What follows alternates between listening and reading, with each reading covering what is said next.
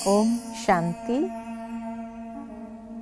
आज नवरात्रि का 9वां दिन है। माँ सिद्धिदात्री का पूजन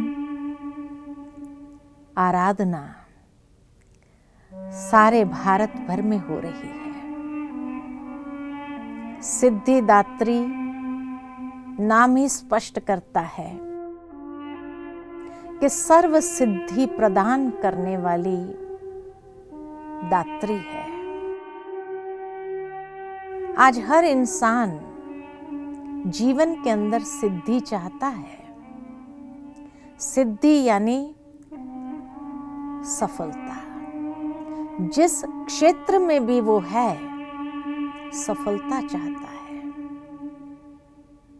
और उसी के लिए वो माँ सिद्धिदात्री की विशेष पूजा अर्चना करता है, क्योंकि ये सफलता का वरदान वही दे सकती है। ये सिद्धि उनसे ही प्राप्त हो सकती है जो व्यक्ति को बहुत आगे बढ़ा देता है।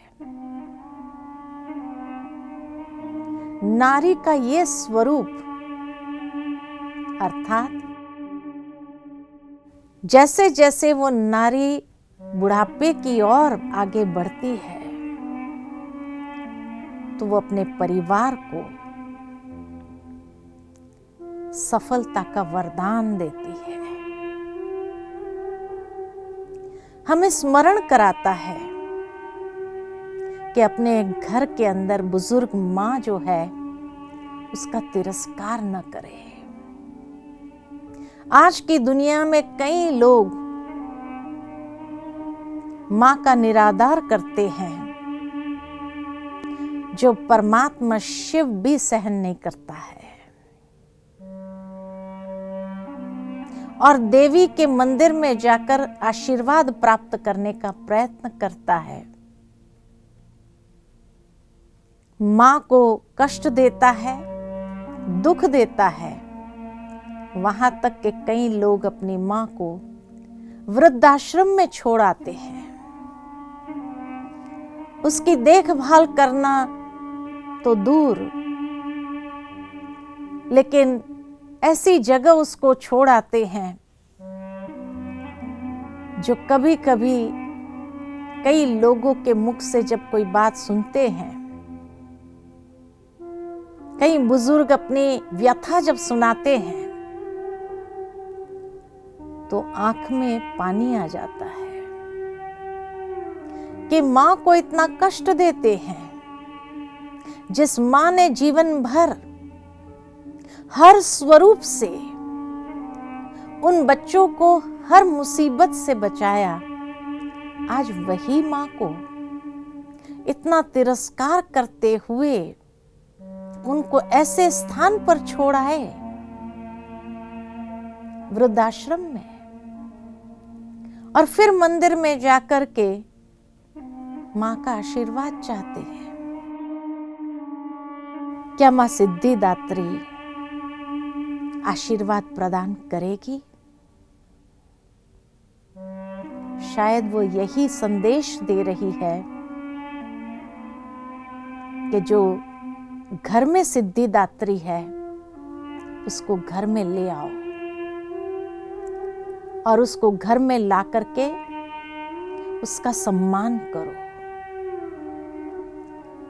उसने अपने संपूर्ण जीवन को समर्पित कर दिया है और आप पर आंच नहीं आने दिया है। उनका सम्मान करो, उनका पूजन करो, उनकी आराधना करो। वो आज भी क्षमा की देवी है और हर रीति से आशीर्वाद से भरपूर करने वाली है। हर सिद्धि के लिए वरदान देने वाली वरदानी है। तो इसीलिए नवरात्र कि ये अंतिम देवी का जो आशीर्वाद प्राप्त कर लेता है अर्थात घर की सिद्धिदात्री का आशीर्वाद प्राप्त कर लेता है, वरदान प्राप्त कर लेता है, कहा जाता है वो कभी भी नरक का मुंह नहीं देखता है, वो सीधा स्वर्ग लोक को ही प्राप्त करता है। क्योंकि नारी का ये स्वरूप हर प्रकार से आशीर्वादों को देते हुए भरपूर कर देती है और उनके हर आशीर्वाद फलते हैं। उनकी बद्दुआएं लेकर के मंदिरों में जाकर के आशीर्वाद प्राप्त करने का प्रयत्न करो, क्या सफलता प्राप्त होगी? तो क्यों नहीं आज हम अपने आप को प्रतिबद्ध करते हैं कि अपने घर के बुजुर्गों का हमेशा सम्मान करेंगे, आदर करेंगे। उनका ये स्वरूप परमात्मा शिव को अति प्रिय है और जो नारी के इस स्वरूप की इज्जत करता है या इज्जत करना जानता है, उसके ऊपर सदा परमात्मा शिव भी प्रसन्न हो जाते हैं और उनका आशीर्वाद का हाथ सदा उस परिवार के ऊपर बना रहता है। इसीलिए मां का त्याग, मां ने जो सहन किया, मां ने जो हर परिस्थिति को पार करने में मदद किया, उमंग उत्साह भरा, इनके ऋण को कभी चुका नहीं सकते हैं। तो चलिए आज हम नवरात्र के इस अंतिम दिन में भी अपने अंदर यह दृढ़ प्रतिज्ञा करें कि हम अपनी मां को कभी भी दुख के आंसू नहीं देंगे, उनका सम्मान करेंगे। वही हमारे लिए सिद्धिदात्री है जो हर आशीर्वाद से हमें भरपूर करेगी। तो चलिए कुछ क्षण के लिए परमात्मा शिव से ये शक्ति प्राप्त करें कि हम अपने घर के बड़ों का सम्मान करें। विशेष घर की सिद्धिदात्री मां का आशीर्वाद प्राप्त करें। वो हमारी झोली सदा दुआओं से भरती है।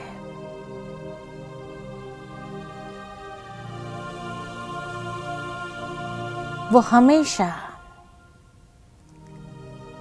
सुखी जीवन व्यतीत करने के वरदान देती है, आशीर्वाद देती है।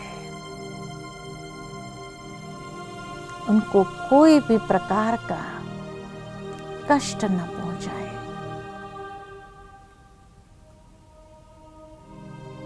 उनके आशीर्वाद से ही स्वर्ग लोक की प्राप्ति होती है।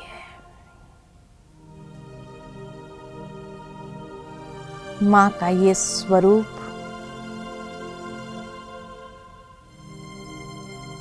सदा वंदनीय है।